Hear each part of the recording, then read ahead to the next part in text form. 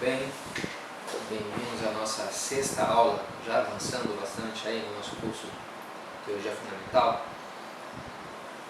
E hoje eu queria falar um pouquinho sobre obstáculos ao conhecimento de Deus, a própria existência de Deus. Assistindo esse documentário Um Caminho, começa perguntando pessoas na Vida Paulista, fazendo perguntas: qual é o sentido da vida? Ou acreditas em Deus? Ou fazendo perguntas assim, a pessoa numa correria lá de São Paulo, né? E tem uma pessoa lá que fala: olha, eu não tenho, na verdade eu não penso muito nisso, na verdade não me importo muito com isso não. E a pergunta, não sei se era se Deus existia ou se a vida tinha sentido, uma pergunta razoavelmente importante, se for parar para pensar, né? Na verdade eu não penso nisso, a pessoa falava assim.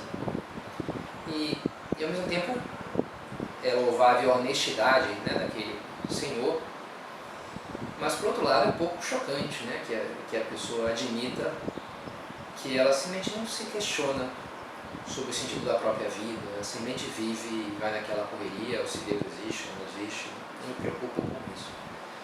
E de fato, uma realidade que a gente encontra hoje, uma espécie de ateísmo mais prático do que teórico. A pessoa não sabe se Deus existe ou não existe, e não é que tem argumentos para uma coisa ou para outra, simplesmente não pensa muito nisso, simplesmente se ocupa. Quem sabe no Brasil até, acho que a maioria das pessoas diria: não, acredito sim que Deus existe, tenho fé, acredito que tem Jesus, né, Natal, sei lá, né? Mas depois na prática que não tem muitas consequências assim, né? A pessoa realmente não para se questionar sobre as coisas. O Papa Bento XVI, né, essa encíclica sobre a esperança, Spe Salvi, ele fala, parece que antes a esperança das pessoas, que é uma encíclica sobre a esperança, estava nisso, né, em Deus, mas parece que essa redenção, essa salvação, a restauração do paraíso perdido, já não se espera da fé, mas da ligação recém-descoberta entre ciência e prática. Com isso não é que se negue simplesmente a fé, mas se acaba deslocada para outro nível das coisas somente privadas e ultraterrestres, e simultaneamente torna-se de algum modo irrelevante para o mundo. Essa visão pragmática determinou o caminho dos tempos modernos e influencia inclusive a atual crise de fé, que concretamente é sobretudo uma crise da esperança. Por isso o Papa vai escrever essa encíclica sobre a esperança. Quer dizer, mais que uma crise de fé, é uma crise de esperança. O homem deslocou a sua esperança. A minha esperança é a ciência e a tecnologia, que vai tornar a minha vida cada vez maior, que vai fazer com que vai superar a própria morte, não sei, né, que vai acabar com as guerras, e se deslocou um pouco isso daí. Às vezes não se pensa. Mas também é verdade que existem também ideias que podem ser obstáculo para a nossa abertura, para a religião como um todo, para a fé, para Deus. E que eu queria nessa aula falar sobretudo de três questões, três possíveis obstáculos iniciais para a fé, para a revelação divina, que a gente vai falar depois, né, como nos vem, Bíblia, em Jesus, através da tradição da igreja. Né. Primeiro, o primeiro obstáculo, a gente já falou um pouco algumas aulas atrás, desse pluralismo religioso.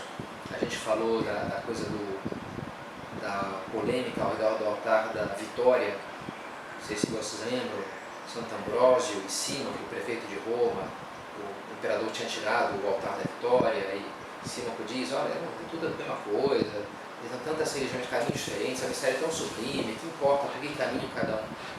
E Santo Ambrósio fala: olha, a gente tem uma coisa que é a revelação, é a voz do próprio Deus, que nos fala da verdade.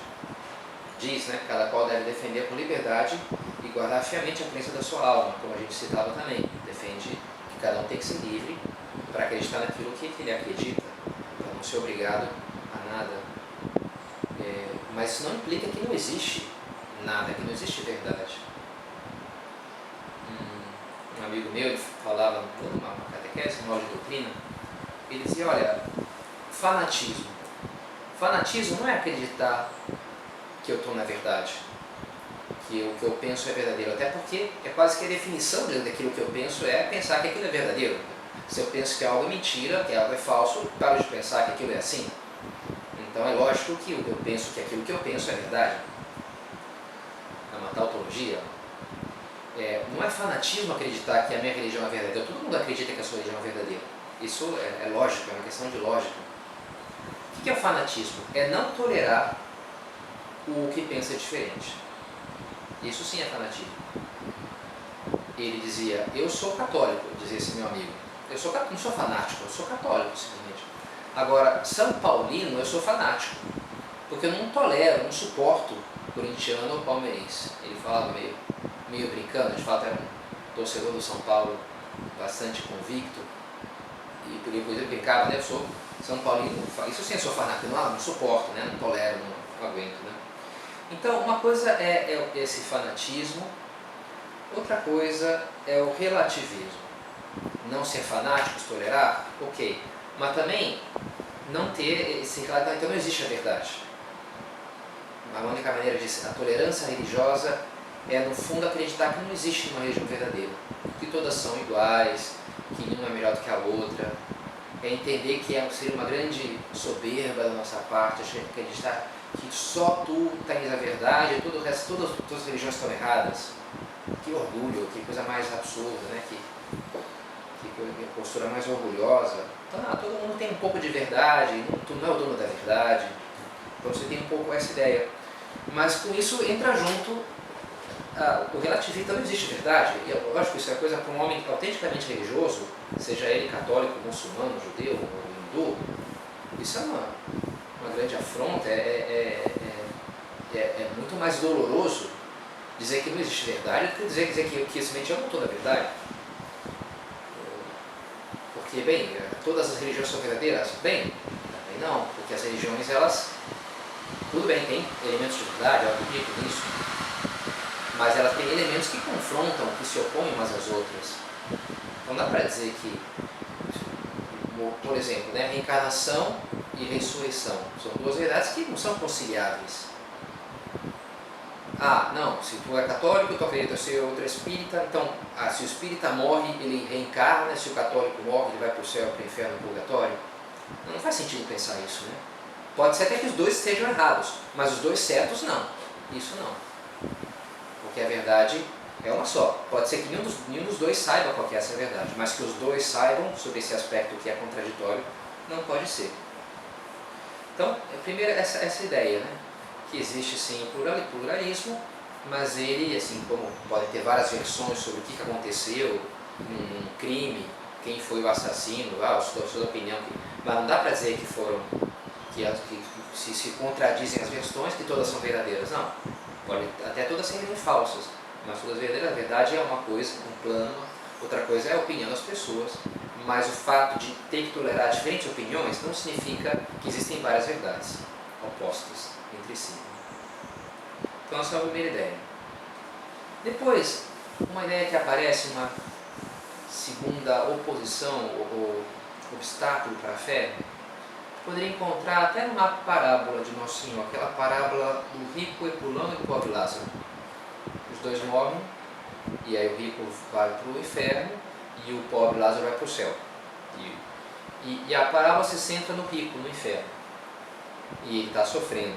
E uma hora ele se dirige para Deus, personificado em Abraão, e ele diz: Pai, eu te suplico, manda Lázaro à casa do meu pai, porque eu tenho 5 irmãos, que os avise, para que eles não venham parar aqui nesse lugar de tormento. Avisa eles a quando vir aqui no inferno, manda eu ir lá. Não, Deus não me permite, manda pelo menos o Lázaro ir lá para avisar eles. Eu não quero que. Até uma pergunta interessante, ele está preocupado com os irmãos, uma dúvida, uma questão de caridade. Na verdade, no inferno não existe caridade, mas hipoteticamente Nosso Senhor fala disso, né? E Abraão responde: olha, não, eles têm Moisés e os profetas, que os escutem. O que é Moisés e os profetas? É a Bíblia, o Pentateuco e os outros livros do Antigo Testamento. Eles já foram avisados, eles já sabem que, já tem como saber. Mas o rico insiste: não, pai Abraão, mas se alguém entre os mortos for até eles, certamente vão se converter. Imagina se eu aparecer lá, meio zumbi ali, morto-vivo. Ó pessoal, existe inferno, é verdade, está lá na Bíblia. Se alguns mortos for até eles, vão se converter, com certeza. Abraão, porém, lhe disse: se não escutam a Moisés nem aos profetas, mesmo que alguém ressuscitar dos mortos não acreditará. E essa profecia, entre aspas, né, são na verdade o próprio Cristo que ressuscita e mesmo assim não acreditam, né, muito daquelas pessoas. Mas pode nos levar a questionar, mas por que Abraão não permite? Por que Deus não se mostra? Por que Deus parece ser esse Deus escondido? Ouvi contar de esse filósofo, me parece que era ateu ou agnóstico inglês, Bertrand Russell. Quando ele estava no leito de morte, um padre veio lá falar com ele, atendê-lo e tentar convencê-lo a uma conversão ali em extremis. E ele fez essa pergunta: olha, pensa bem, Russell, se tudo bem, tu não acredita que Deus existe, mas pensa bem, tu está morrendo agora, e se ele existir? Quando tu estiver na presença dele, se tu estiver morto já e na presença de Deus, o que tu vais falar para ele, se ele existir? E Bertrand Russell deu uma resposta interessante. Ele falou: olha, padre, eu acho que eu já sei o que eu falaria para ele. Eu diria: caro Senhor, eu acho que se Deus existir, ele merecerá o título de Senhor. Interessante o jeito elegante em inglês, né? Um toque de humor e de ironia. Se existir, eu acho que ele merece o título de Senhor. Eu diria: caro Senhor, por que o Senhor não nos deu mais evidências? Seria essa aqui, é uma reclamação no fundo, Bertrand Russell, né? Por que não apareceu e falou: olha, eu estou aqui, existo, tá bom, chega de dúvida, agora vamos lá, vive aí os mandamentos que eu falei. Por que fica esse claro escuro? Tem um livro do Lewis sensacional, Till We Have Faces, até que tenhamos gosto. Ele reconta o mito de Eros e Psique. É genial esse livro. E a grande frase do livro é: Why are holy places dark places? Por que os lugares sagrados, os templos lá gregos, são escuros, são cheios de sombras, o incenso, as coisas, usam idioma, ou ritos estranhos que não se entende mais o que é aquilo, o que quer dizer? O que é toda essa coisa religiosa, é toda envolta em mistérios? Né? E toda a história do livro, eu não vou contar aqui, mas é muito interessante, tem a ver com isso, né? O mito de Eros e Psique, é a Psique que não pode ver a cara do seu esposo, Eros, que é o amor, que é o cupido. Ela não pode enxergar por enquanto, né? Depois vai acabar enxergando. E tem a protagonista do livro, não é a Psique, é a irmã da Psique, que é quem fala essa frase, né? Por que os lugares sagrados são escuros? E ela critica os deuses, ela está revoltada com os deuses, porque os deuses roubaram a irmã dela e fizeram tudo errado. E termina um pouco, ela diz assim: se oxalá eu pudesse ser posta em juízo contra os deuses, e eles acusariam e mostrariam por que vocês se escondem, vocês são feios, portanto, vocês têm medo, por que vocês... E no final ela tem toda uma evolução espiritual, e no final ela tem essa oportunidade, ela posta diante dos deuses, do tribunal dos deuses, e ela começa a acusá-los: porque vocês fazem isso e aquilo, vocês pegaram a minha irmã e tiraram ela de mim, não tinham nada que ter feito isso, a minha irmã era minha. E ela começa a falar, só que ela começa a ser cada vez mais sincera quando ela está ali no tribunal dos deuses, ela mesma falando. E no final ela é tão sincera que ela termina de falar e os anjos, os deuses só fazem uma pergunta para ela: tu estás respondida? E ela responde: tô. E ela vai embora satisfeita. Interessante, né? Os deuses não tiveram que falar nada. Ela escutou a voz, ela foi sincera pela primeira vez consigo mesma. E entendeu que o problema não estava no mundo, não estava nos deuses que aprontaram com ela, estava no fundo dela, no apego que ela tinha pela irmã. E é interessante, né? Quando ela encontra com a verdade, ela perdoa os deuses, ela perdoa o mundo. E no fundo é essa questão. Santo Agostinho, ele diz assim: Deus se mostra justo o suficiente para que os que creem possam crer e os que não querem crer possam não crer. Interessante, né? Deus não violenta a nossa liberdade. Deus não nos obriga a amá-lo, a crer nele. Mas ele se mostra o suficiente para quem o busque e o encontre. Quem procurar Jesus pudesse encontrar, diz uma das orações eucarísticas. Mas se essa pessoa não quer, ela não encontra. Chama muita atenção, lendo um livro sobre as aparições de Fátima, são impressionantes, né? O Milagre do Sol, dia 13 de outubro de 1917. É incrível, né? São acho que 80 mil pessoas que veem o milagre no sol, o sol dançando durante 8 minutos no céu, uma coisa assim, saindo nos jornais todos. É um milagre que foi anunciado durante 6 meses, é um negócio assim incrível, né? E, sei lá, um pouco mais de 100 anos atrás, estamos falando da Idade Média, que saiu nos jornais lá de Portugal e do mundo inteiro. E os jornais portugueses eram muito dominados pela maçonaria, uma maçonaria que perseguia a igreja e contrária à fé. E durante toda a história das aparições de Fátima, você vê lá os maçons que prendem as crianças e querem quebrar tudo e impedir as aparições.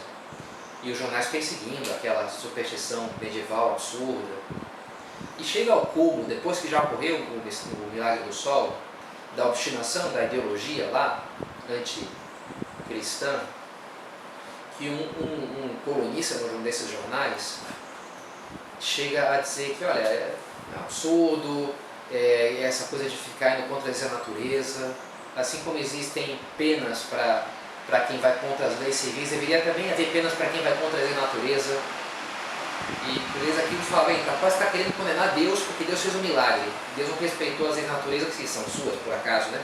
Ele mesmo as fez. A ideologia fechada, quando a pessoa acredita ali numa coisa, tem uma fé fideísta impressionante. Às vezes tem pessoas no seu combate à religião e à fé. Deus se mostra o suficiente para que os que creem possam crer, e aqueles que não querem crer possam não crer.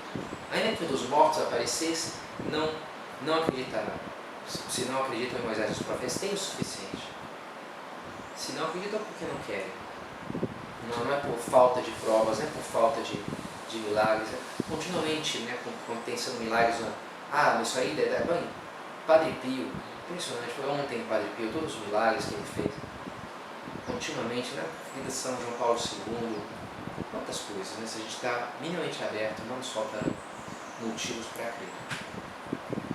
E um terceiro obstáculo e último para fechar a nossa aula, para que muitas vezes se dá para a fé, é aquilo que o Peter Kreeft, ele diz, olha, tem argumentos para acreditar na existência de Deus?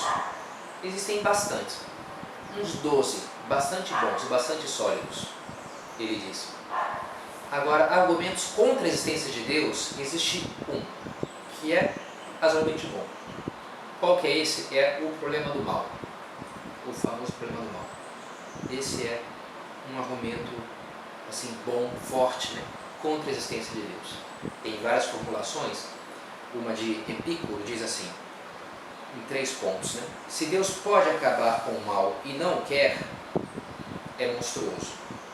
Ele poderia ter evitado o coronavírus, mas não quis, então ele é mau. Porque pode evitar o mal e não evita, então é monstruoso. Se ele quer, mas não pode, ele é incapaz. Ou seja, ele até queria, mas ele não é capaz. Então, que Deus é esse que é impotente, né? Não onipotente, mas impotente.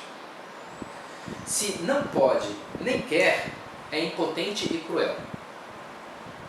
Agora, se ele quer e pode, por que não o faz? Por que existe o mal? Esse é uma das formulações do problema do mal, que existe de várias maneiras diferentes. Como responder a isso? Olha, uma resposta de uma lógica razoavelmente simples é pensar que não se pode, ao mesmo tempo, negar a existência de Deus e alegar o problema do mal. Uma coisa depende da outra. O mal só é um problema se Deus existe. Como assim? Olha, até mais ou menos é o que Lewis relata nesse livro, Mero Cristianismo, que é o que leva ele a ter fé. Essa questão a revolta dele diante da injustiça. E uma hora ele começa a questionar, mas de onde vem essa revolta? Por que eu me revolto diante da injustiça? E é mais ou menos esse raciocínio que a gente vai fazer aqui. Olha, o mal existe. O que é o mal? O desvio de como as coisas deveriam ser. Por que é mal a Covid-19? Porque está tirando a vida do meu avô, e meu avô devia viver mais tempo, porque está atrapalhando a economia, e a economia podia ser melhor, e isso ia ser bom. E existe uma ordem nas coisas que está sendo prejudicada por um elemento que eu considero mal. Se existe um desvio, é porque existe uma maneira correta de fazer as coisas. Se existe uma maneira correta de fazer-se das coisas, existe um projeto inteligente que determina. Se existe um projeto inteligente, necessariamente existe um projetista. Chegamos a Deus. Agora, se Deus não existe, não existe então um criador inteligente, não existe um projetista, por isso não existe um projeto de como as coisas deveriam ser, do que é o bom, do que é o mal, do que é o correto, do que é o errado. Portanto, não existe um desvio desse projeto, portanto, não existe o mal. Se Deus não existe, não existe o mal. É uma maneira assim de tentar um pouco, uma primeira resposta. Admito que não é absolutamente, me convenceu, mas enfim, só para questionar um pouco isso daí. O Peter Crift, eu queria ter trazido, esqueci, o livro que a gente tem aqui, Handbook of Apologetics, do Peter Crift, um manual de apologética. Ele tem um capítulo muito razoavelmente comprido e muito extenso só sobre essa questão do problema do mal. E interessante, ele fala assim, olha, ele chega então a 6 pontos, que é um pouco a resposta, que de alguma maneira a resposta para isso é toda a Bíblia, todo o mistério da encarnação, a revelação do pecado original, toda a Deus no Antigo Testamento buscando salvar os homens e lutando para de fato ajudá-los, e eles se deixando às vezes não. Mas formulando logicamente, dá para pegar nesses 6 pontos. Primeiro, a natureza do mal espiritual é o pecado, que é separar-se de Deus. Ele vai dividir 2 grupos, mal espiritual e mal material. Primeiro, o mal espiritual, qual que é a natureza dele? A separação do fim sobrenatural, do nosso fim espiritual, que é Deus. A origem, essa é a natureza do mal. Qual que é a origem do mal espiritual? É a liberdade humana. Porque Deus nos criou livres. Por que nos criou livres? Porque só quem é livre é capaz de amar. Agora, quem é livre também é capaz de não amar. E aí está o mal, a separação de Deus, o mal espiritual. E o fim pelo qual Deus permite o mal espiritual é preservar a liberdade humana, que é parte da nossa natureza. Então, por isso o mal espiritual existe e por isso Deus permite que ele exista. Agora, o mal físico, qual que é a natureza do mal físico? É o sofrimento. A dor, o sofrimento, a morte. Qual que é a origem do mal físico? É o mal espiritual. O mal físico surge do mal espiritual. É a doutrina do pecado original. Pelo mal, pelo pecado, no primeiro homem entrou as catástrofes, a desordem no mundo, na natureza, no nosso próprio corpo, a doença, a morte.